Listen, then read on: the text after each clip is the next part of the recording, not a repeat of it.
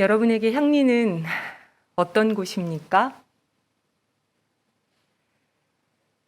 2017년 가을부터 지금까지 근 5년을 향린의 일원으로 살면서 교우들께 가장 많이 묻고 들었던 스토리 중 하나가 내가 향린에 온 이유였습니다.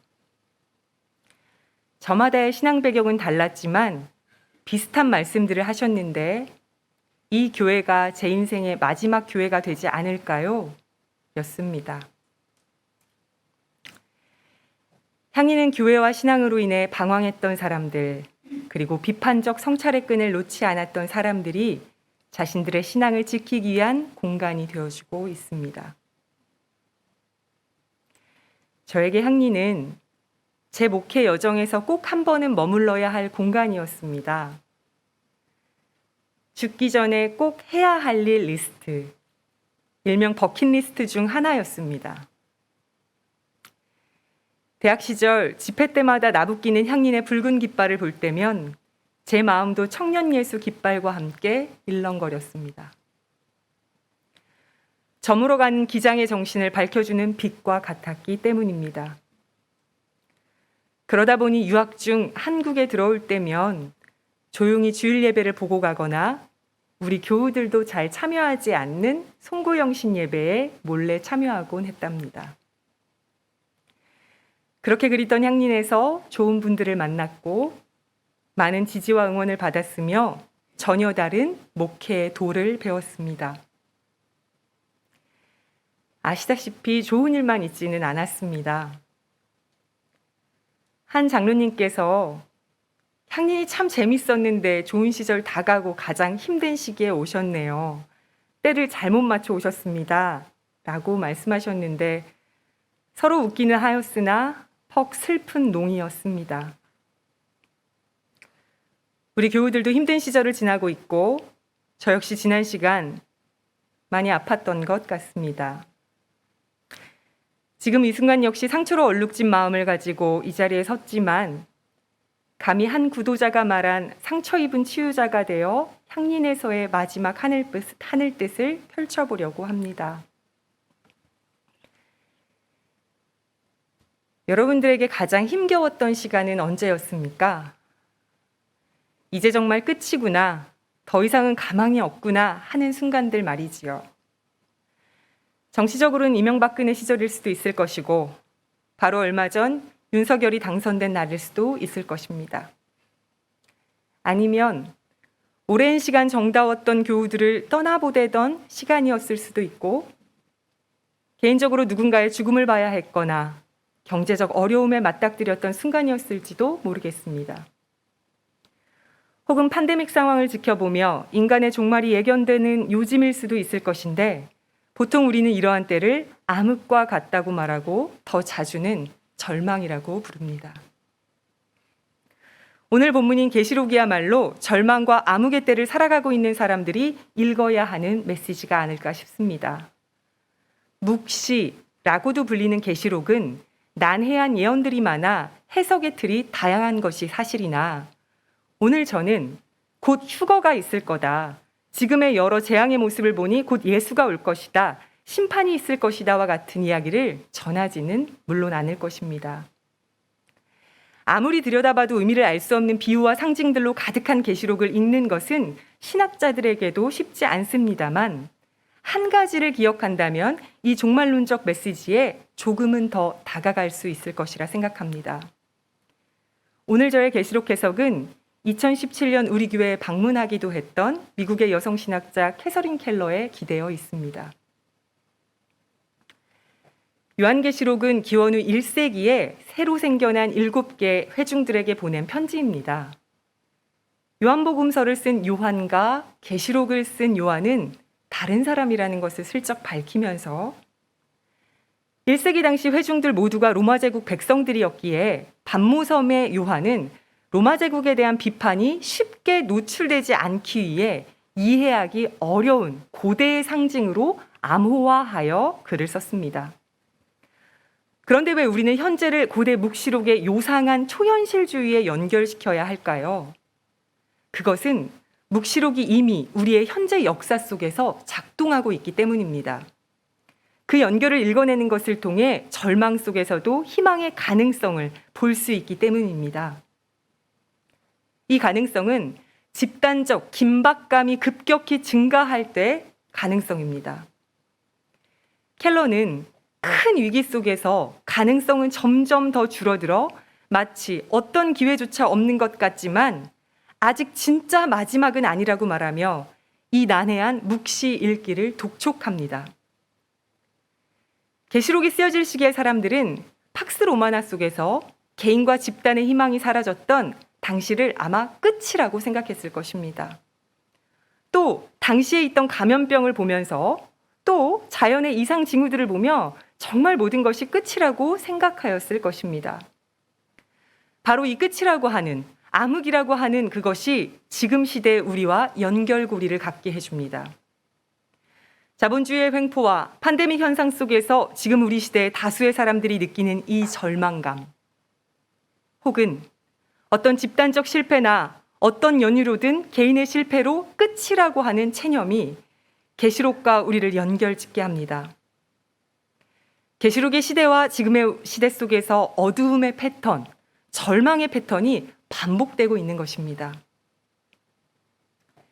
영어로 계시록은 The Book of the Apocalypse입니다. 혹은 The Book of the Revelations라고도 합니다.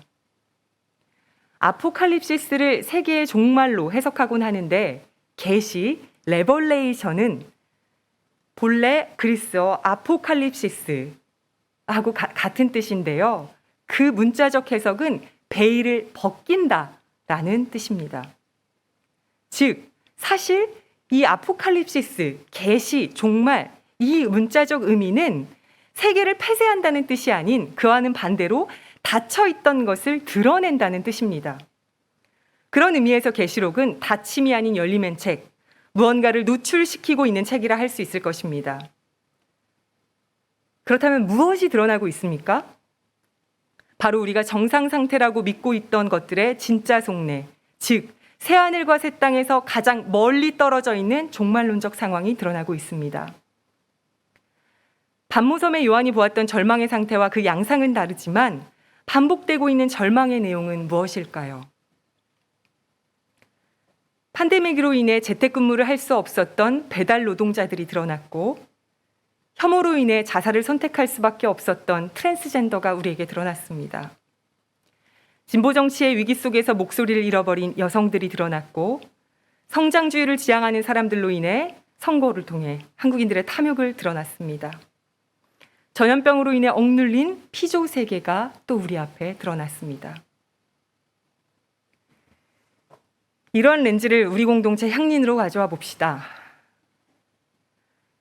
우리가 머무는 이곳 향린은 무엇이 드러나고 있을까요?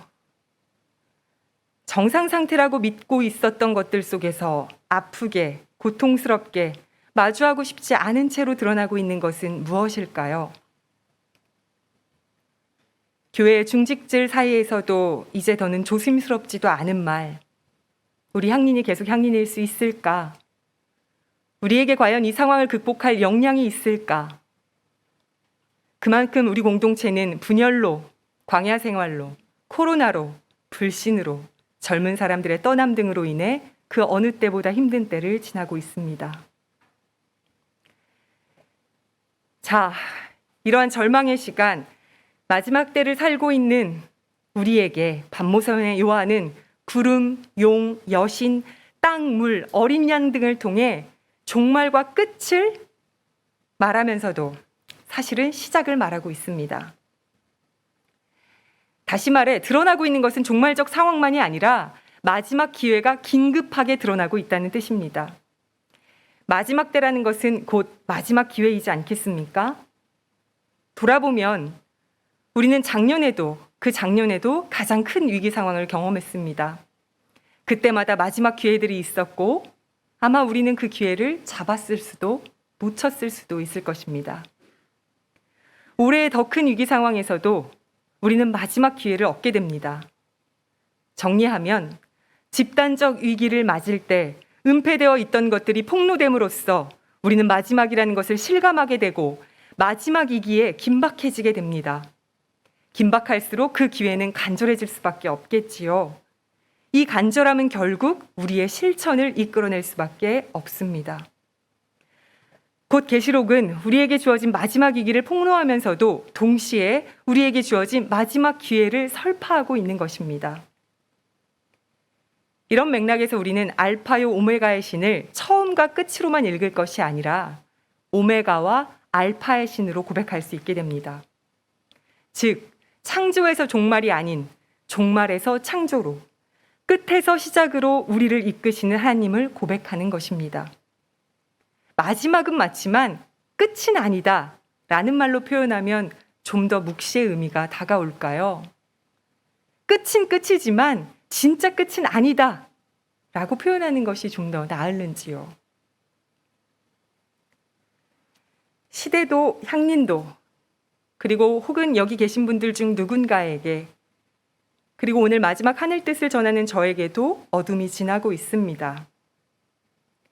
여러분은 어떻게 이 절망과 마지막과 어둠의 때를 지나겠습니까? 이 긴박한 시간 속에서 적나라하게 드러나고 있는 기회를, 그러니까 진짜 마지막 기회를 잡겠습니까? 아니면 다음에 닥칠 더 악화된 마지막을 맞이하겠습니까? 물론 내일은 또 내일의 더 극한 어둠이 찾아오겠고 이어 더더욱 긴박한 마지막 기회가 우리에게 주어질 수도 있겠지만 오늘의 어둠이 내일의 어둠보다 밝고 오늘 우리에게 주어진 기회를 잡는 것이 내일 기회를 잡는 것보다 수월할 것입니다. 종말론적 폭로가 우리에게 주는 이 긴박함이 우리의 심장을 아프게 하겠지만 우리가 정상이라고 믿어왔던 것들을 흔들어 제낄 수 있기를 소망해 봅니다. 우리 전사님들이 자주 저에게 하는 말들이 있는데요. 제발 오늘은 교회 이야기 좀 하지 마세요. 교회 이야기 금지, 오늘은 절대 금지, 벌금 내기 등등이 있습니다. 퇴근 후에도 쉬는 날에도 재밌게 수다를 떨다가도 기승전 교회 이야기로 빠지다 보니 옆에서 듣다 지쳤던 모양입니다. 그만큼 저는 지난 시간 향린에 몰두해 있었던 것 같습니다. 아마 이런 교우들이 꽤 이 공간에 계실 것으로 압니다. 이제 향린을 떠나는 목회자로서 우리 향린이 나아갔으면 하는 방향을 고심해 보았습니다. 지금 우리 향린이 겪고 있는 분열, 광야 생활, 코로나, 건축, 갈등, 떠남 등은 분명 묵시적이지만 이 묵시가 건네고 있는 것은 앞서 밝혔듯 기회입니다. 이 기회를 함께 포착하고자 하는 저의 소망일 것이며 향린을 지켜갈 교우들께 던지는 제언을 감히 드리게 됩니다. 제 제언 속 대안적 모델은 도마입니다. 흔히 도마는 의심 많고 믿음이 적은 제자로 일컬어지지만 사실 순종과 복종을 강조하는 교회 분위기 속에서 도마의 진정이 곡해된 것이라고 생각합니다. 도마는 다른 제자들과는 달랐습니다. 그는 부활한 예수를 듣는 것을 넘어 보고, 다가가고, 만지고, 공감하고, 느끼고 싶었습니다. 그가 경험하고 싶었던 것은 거리두기나 언택트의 관계가 아닌 보다 깊이 연관지어질 수 있는 인터커넥션, 상호 연결의 친밀한 관계를 요청하고 있는 듯 보입니다. 이러한 도마의 요청에 예수는 반기며 응답합니다. 응, 그래 도마야. 이리 와서 나의 고난과 생명의 자리를 만지고 느끼고 감응하렴. 그렇다면 도마야, 왜 꼭 보고 믿으려고 그래? 보지 않고 믿어야지. 넌 참 믿음이 없구나. 라는 예수의 응답은 꾸짖음이라기보다는 이렇게 볼 수 있지 않을까요? 도마야, 나를 이제 감응하지 못하는 사람들에게로도 가서 나 예수를 친밀하고 생생하게 경험한 너 도마가 이제 그들에게 또 다른 예수가 되어주렴. 나를 보지는 못하였지만 이제 너를 통해 예수를 볼 수 있게 말이야. 제가 도마에게서 얻은 위기 극복의 힌트는 바로 상호 연결, 관계, 감응, 친밀감이라고 보았습니다. 이를 위해서는 전제 조건이 있습니다. 서로가 연결되고 관계하고 느끼고 감응하기 위해서는 이미 결정된 상태가 되어서는 안 된다는 것이 중요한 전제 조건입니다. 시쳇말로 답정 너, 답은 정해져 있고 너는 대답만 해가 되어서는 안 되겠습니다. 또한 똑같은 것끼리 관계 맺는 것은 동질성의 반복일 뿐 창조나 역동을 만들어갈 수 없다는 것을 기억해야 합니다. 빨강에 빨강을 섞으면 다시 빨강색이 되지만 빨강과 파랑이 만나면 전혀 새로운 보라를 만들어냅니다. 이처럼 변화와 역동, 창조는 나와는 차이가 있는 다른 존재와 관계를 맺을 때 발생합니다. 그 관계는 너는 왜 의심을 하니? 넌 왜 믿음이 없니? 왜 꼭 만져보려고 하는 거야? 와 같은 채근이나 따져 묻는 곳에서는 일어나지 않습니다. 죽은 공간, 절망의 공간이 다시 살아나기 위해서는 창조적 상상력이 필요한데 그것은 다중적이고 역동적이고 파악하기 힘들고 불투명하고 미결정 상태이고 충분히 다 알려져 있지 않은 상태 속에서 일어납니다. 도마가 만약 다른 제자들과 같은 태도를 취했다면 저 역시 이렇게 확장된 해석은 불가능했을 것입니다. 서로 다름이 충돌하는 것을 창조적 긴장으로 바라보는 마음이 필요합니다. 아, 지금 이렇게 서로 다름이 충돌하는 것을 보니 이제 서로가 연결되려고 하는구나 라고 하는 기대감.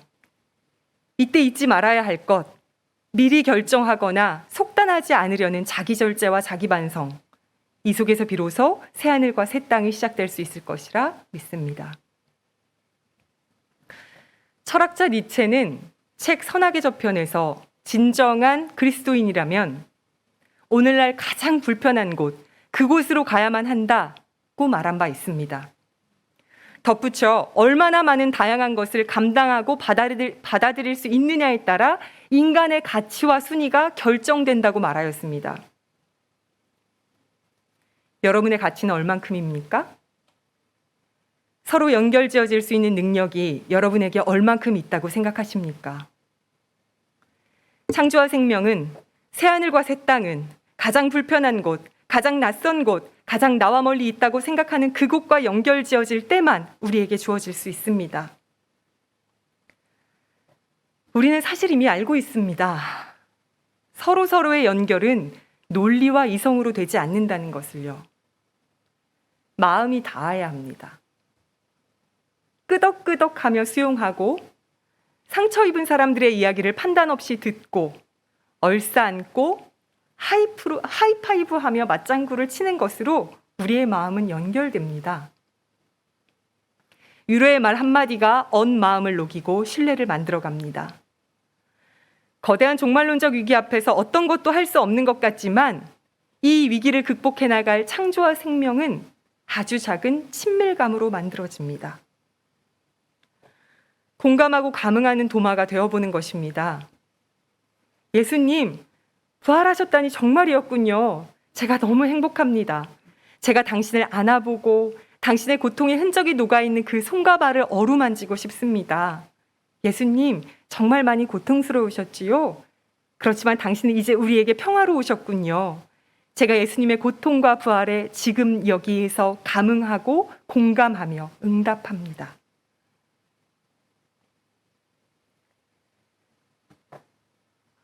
차이를 만들어가는 사람들이 여러분들 속에 여전히 있습니까? 그렇다면 아직 우리에게는 희망이 있습니다. 만일 여전히 그저 나라는 한 개인으로서만 존재하고 싶다면 이 실현의 시간은 계속될 것입니다. 이제 우리는 하나의 주체가 아닌 복수의 주체, 여러 존재가 공존하는 다채로운 주체가 되어야 합니다. 그 주체는 멈추지 않습니다. 언제나 다른 관계와 연결지어지는 주체로 끊임없이 다른 것을 마주하고 수용하고자 하는 환승 중인 주체로 살아가야 합니다. 이것이 우리가 꿀 수 있는 마지막 때의 꿈이라고 생각합니다. 저는 향린에서 계속해서 차이를 만들어 나가고 싶었습니다. 단순한 공론장이 아닌 감성 공론장이 형성되기를 기니 바라며 눈에 띄게 혹은 아무도 모르게 움직여왔던 지난 5년이었습니다. 여러분들의 정돈과 감수성이 너울대는 워크숍 형식의 성서학당을 진행하지 못한 것이 큰 아쉬움으로 남습니다만 남는 문제들을 사랑하는 우리 교우들께 맡기고 떠납니다. 저에게도 지금의 시간은 위기이며 묵시의 상황이지만 저 역시 마지막 때 꿀 수 있는 꿈을 가슴에 품고 이 시기를 지나려 합니다. 더욱 낯선 공간으로 저를 던져놓을 것이며 그 안에서 만들어지는 창조와 생명의 힘을 마지막 기회로 삼고자 합니다. 계시록이 주는 은택인가 봅니다. 물론 저 역시 친밀감, 공감, 경청, 감흥, 어루만짐, 위로를 하는 사람으로 교회 밖 다른 낯선 공간에서 살아가려 노력하겠습니다. 우리 모두에게 확실한 것은 없습니다만 그러기에 우리에게 믿음과 행동이 필요하다고 말한 캐서린 켈러의 말을 되새기게 됩니다. 예수님이 우리에게 이 순간 이렇게 말씀하시지 않을까 싶습니다. 고맙습니다, 여러분. 저의 고난과 부활의 이야기를 들어주려고 이 자리에 오셨군요. 감사합니다. 부활한 저를 환대해주고 어떻게 다시 살아났냐고 따져 묻지도 않고 판단하지도 않으며 이 시간 함께 곁에 있어주어 감사합니다. 생명과 평화의 기운이 우리를 덮습니다. 끝이 아닙니다. 다시 시작입니다. 오메가요, 알파인 하나님이 어제도 오늘도 내일도 우리와 함께 하십니다. 잠시 침묵하겠습니다.